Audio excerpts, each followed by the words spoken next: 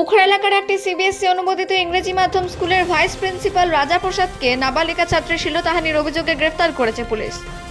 অভিযোগ, ষষ্ঠ শ্রেণীর এক ছাত্রীকে অফিস কক্ষে ডেকে নিয়ে অসদাচরণ করা হয় এবং এমন ঘটনা একাধিকবার ঘটেছে।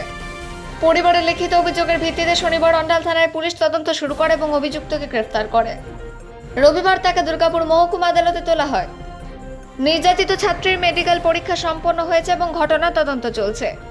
এই ঘটনায় অভিভাবকদের মধ্যে তীব্র ক্ষোভ ও উদ্বেগ ছড়িয়েছে। অন্ডাল থেকে অজিত মিস্টার, রিপোর্ট নিউজে।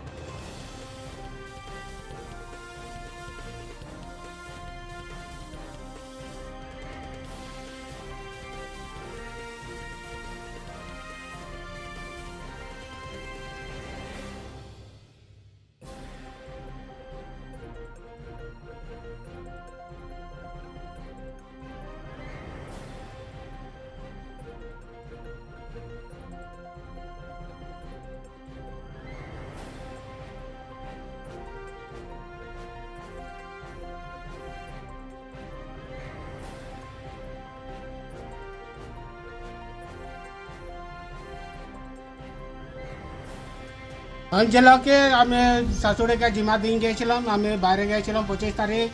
তারপরে কানতে কানতে মেয়েটা চলে এসেছে, শাশুড়ির কাছে বলছে দাদিমা এমনি এমনি আমার মাস্টার ঘটনা ঘটেছে, সেই জন্য থানাতে এফআইআর হয়ে গেছে।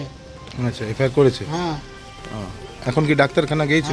ওইখান থেকে ডাক্তারখানা গেছে। কি চাইছিস মাস্টারটা, কি শাস্তি চাইছিস? শাস্তি চাইছি, আজকে তো আমার মেয়েটা কাছে করেছে, কালকে আপনার মেয়ে কাছে করবে, তাহলে কি করবে? ওকে শাস্তি চাই।